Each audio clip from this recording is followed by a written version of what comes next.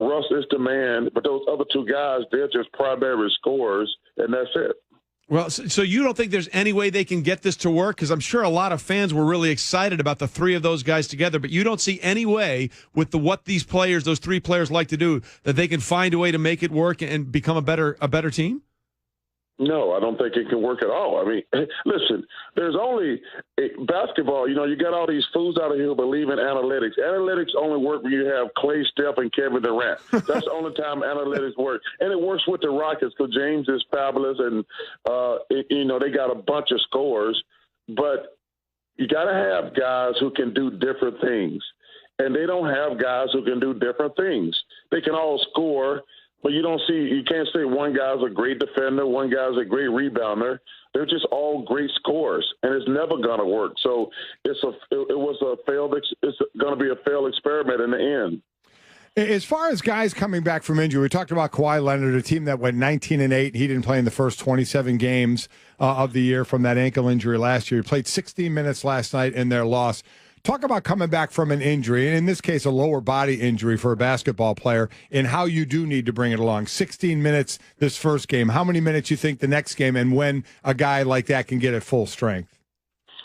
Well, the toughest thing, Mike, is getting your confidence back, being able to explode. I had a couple knee surgeries, and I was scared to, jump with all my energy. So, Pop is the greatest, he's right up there with Phil Jackson as the greatest coach ever. He's going to manage his minutes. But the number one thing, he just got to get confidence in his body. Because, like I say, a couple times I had knee injuries, I was scared to jump with all my energy because I was like, this thing going to give again. But it will come. It just takes a little time. We talked a little bit with Charles Barkley about what's happening with Paul George tonight when he goes back to Indiana. And then, of course, Chuck, they go to New York on Saturday, and that'll be Carmelo's first time back there. What do you expect the reaction is going to be when Carmelo goes back to the Garden? Well, I think it'll be a little bit different because the way the Knicks have disrespected him, it was unbelievable the last year or so. But it's going to be emotional. Like I say, because you get to know these fans. When you're in a city for a long, extended period of time, everybody who's on the front row. You play golf with guys all summer, so you develop a lot of close friendships. But I tell you, it's interesting how, everybody keeps telling you who's great players, who's great players, who's the great players. There's only 2 or 3 great players. Everybody in the NBA can play. Everybody in the NBA can play. But there's 5 great players because you can see how some of these teams are playing better without these quote-unquote great players. Like I say, all these guys are good players, but I get sick and tired of people telling me who's a great player because some of these teams are doing much better without their quote-unquote superstars. Talking to Charles Barkley, TNT NBA analyst, also, if you all that remember, an All-American center at Auburn, NBA MVP in '93, 11-time NBA All-Star. And one of those great players, without question, would be LeBron James. But in a general question, LeBron is playing extremely well right now for all the miles and he has on his legs and his number of years in the NBA.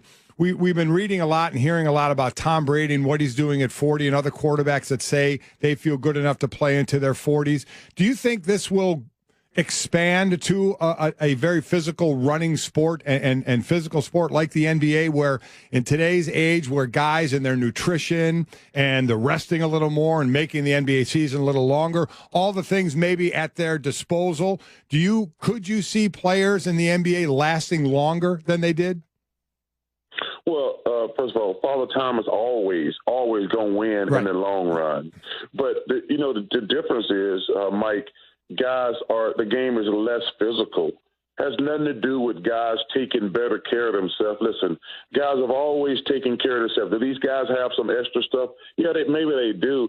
But the reason they can play longer, they've turned the game into a 3-point shooting contest, and there's no physicality. That's the reason guys are, playing at a high level. Some of these guys are playing at a high level. There's no physicality in the game anymore. It's becoming a jump shooting contest.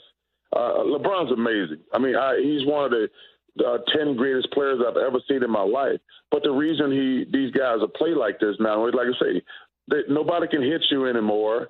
You kind of just running up and down the court in a three-point shooting contest. That's the difference. But nobody ever beats Father Time.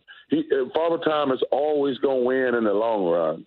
By the way, it kind of sounds like the NFL defense now. You can't hit anybody anymore. I knew you were I had to get it in there. Sorry. Well, yeah, it's things have changed in both your sport and his sport. That's for sure. That's why that debate is always interesting when you talk about Michael Jordan's Bulls and the Warriors. And the question is, which rules are you playing by? Right. The ones that the Bulls played by, or the ones that the Warriors now play by, so you can get all those free threes. Hey, obviously, Charles, LeVar Ball's in the news for a couple of reasons right now, with the Lakers asking him to sort of tone it down a few weeks ago, as Ramona Shelburne reported. And then, of course, he's got the two kids that aren't playing for the Lakers moving over to play pro ball in Lithuania. When you heard that, these are two kids, 16 and 19 years old, what was your reaction?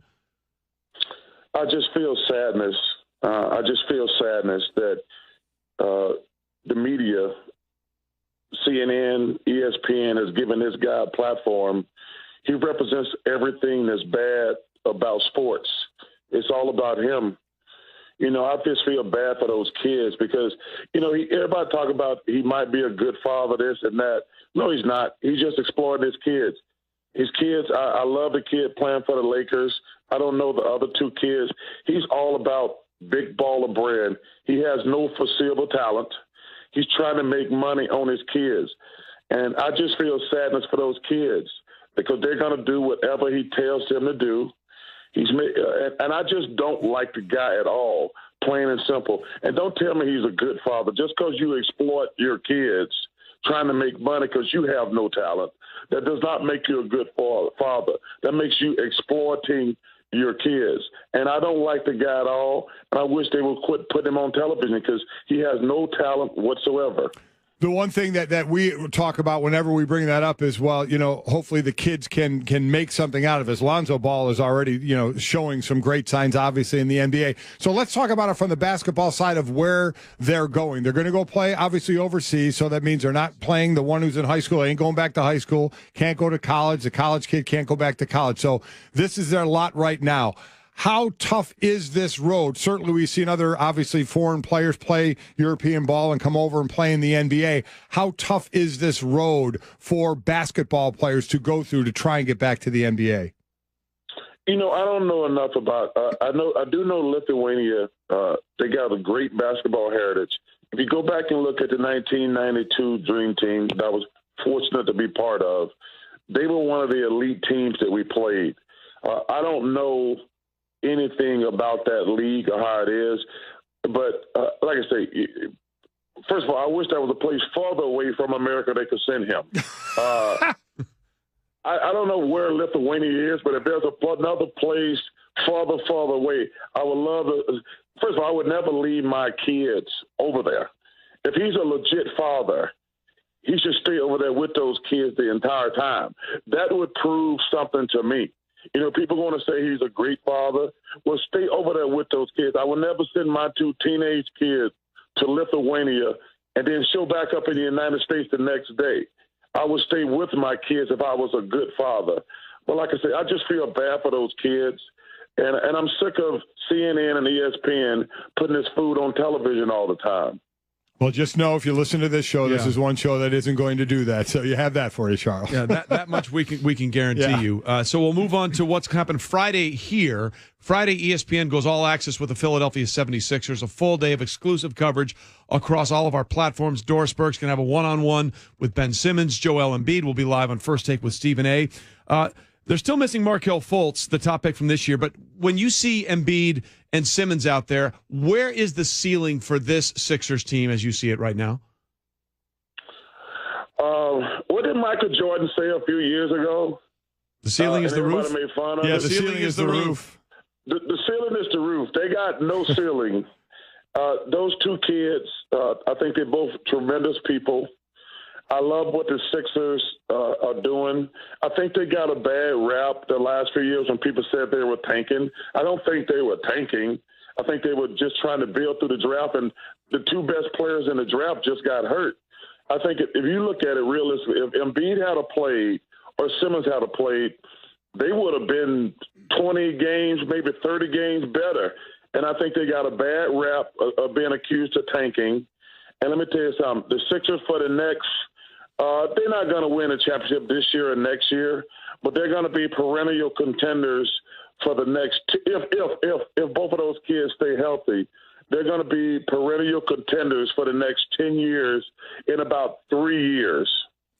Charles, we put on a poll question at Golick and Wingo on our Twitter page. Who would you rather have right now? Would you rather have Porzingis right now or Ben Simmons right now? Ooh, man. We got Charles double clutching. This is good. This is good. By the way, it's 51. I won't tell you who it's in favor of, but right now the vote is 51-49, so it's that close to everybody. We got a lot of votes. Hey, let me tell you something. That's one of the best questions ever. Man, you know what? that's kind of like if somebody asks you, do I want Halle Berry or J-Lo? I don't care. I got the second pick in the draft. I'm good. I'm good. Yeah, the vote is 51% Porzingis, 49% Simmons. I would take Simmons. I mean, they're both freaks, but man, the last big point guard we were talking about like that was Magic Johnson. That worked out pretty well, and this kid is just a freak. I would take both of them. I'm with you on that, but man, that's two kids with really bright futures. You know, the reason I might go for Porzingis is because he's a better scorer. I mean, because Simmons going to have to improve his jump shot and his free throws. I mean, I watched that Hacker Simmons about 2 weeks ago when he shot 24 free throws in one quarter, right, and they turned a 30-point lead into a nail-biter. He's going to have to improve his offense. That's the only difference why I might take Porzingis, but it's very close. Well, it certainly is, and like to that point, the shooter is usually what you're looking for, and the three is more than two. We've seen how that works out with Golden State. Charles, we appreciate you being with us this morning. Thank you, my friend. Thanks, Charles. Hey, guys, keep up the great work, and congratulations on the new show. Thanks, man. Appreciate it. Charles is great. Got to know him over the years playing with Jimmy V. Such a great guy, and always so affable. He was in Philly when I was in Philly, so we spent a little time together back when we were a lot younger. I can't imagine. All right, great to have Charles on the show. Coming up, it is that time again, post-college football regular season. Yeah, we're going to mock with Todd.